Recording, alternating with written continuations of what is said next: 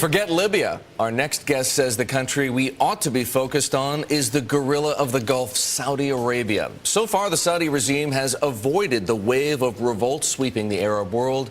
And yesterday, oil prices pulled back from $100 after it emerged that Saudi Arabia was in talks to fill any shortfall created by the rebellion in Libya. Clearly, Saudi stability is critical for the region and for global markets. But at what price? Let's welcome Masud, CEO of SM Advisory Group and a former senior analyst with UBS in Dubai. Saud advises institutional investors on the Middle East, North Africa, and South Asia. You've lived in Riyadh for 5 years, right, as part of, obviously, a tour throughout the region. Tell me, you know the country so well. How long can Saudi Arabia avoid this wave of unrest? Well, I think that's a loaded question. I think they can definitely buy time, and I think we've seen an example of the spending that was announced yesterday.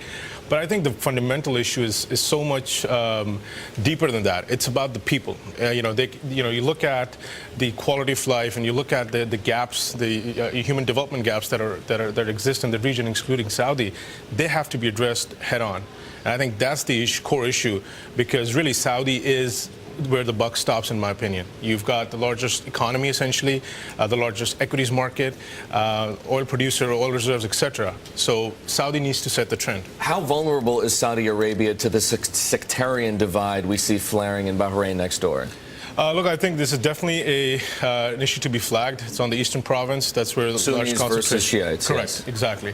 But I think the market right now is betting that should be containable, and we'll see. I think the world is watching, and I think Saudi needs to really be able to squeeze away some time right now. And then sort of move forward with some reforms. As you know, one of Saudi Arabia's crown princes, Prince Al-Walid, has an op-ed in today's New York Times warning of more unrest throughout the Arab world unless governments, as he says it, adopt, quote, radically different policies. He talks about brittle, outmoded political systems, unemployed youth, marginalized women, poverty, power confined to a small circle, and one-party rule that pretty much describes Saudi Arabia in addition to a number of other countries. Is this a veiled warning to his own king? Look, I think that's reality.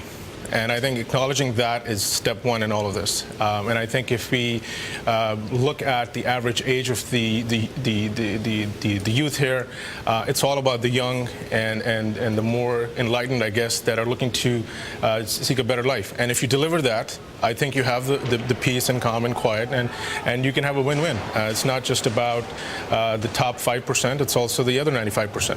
Saud, I want to pull out another quote from this op-ed by Prince Al-Walid. He says, quote, Arab governments can no longer afford to take their populations for granted or to assume that they will remain static and subdued, nor can the soothing instruments of yesteryear, which were meant to appease, serve any longer as substitutes for meaningful reform. My question to you is this. Aren't the $36 billion of handouts that the king is making to Saudis right now nothing more than soothing instruments of yesteryear? Absolutely, and it goes back to what I was saying earlier, that you can buy time. And that's it, right? Just time. And I think they understand that. I think what you need is a gradual, consistent increase in GDP per capita, and that should trickle down to the everyday person. It's not just about, a quick payout.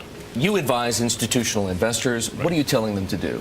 Well, I think one of the things we've said is that we are secular bulls on this region, on the broader region, Middle East, North Africa, South Asia, because the trends are unignorable. What you have right now is such an event risk that is unprecedented that there's really no need to be chasing the tape, if you will. So I think you let this one play out, and I think the thing I would punctuate is Saudi needs to set the precedent. You're seeing a trend in this region, one regime after the other, facing political upheaval. If Saudi is able to break that trend, I think it sets a new tone, and I think we've got to wait for that. Again, going back to my point earlier, the buck stops at Saudi. It certainly does. Saud, thanks so much for joining us. Saud Masud, the CEO of SM Advisory Group, here on the Inside Track, talking about the gorilla of the Gulf, Saudi Arabia.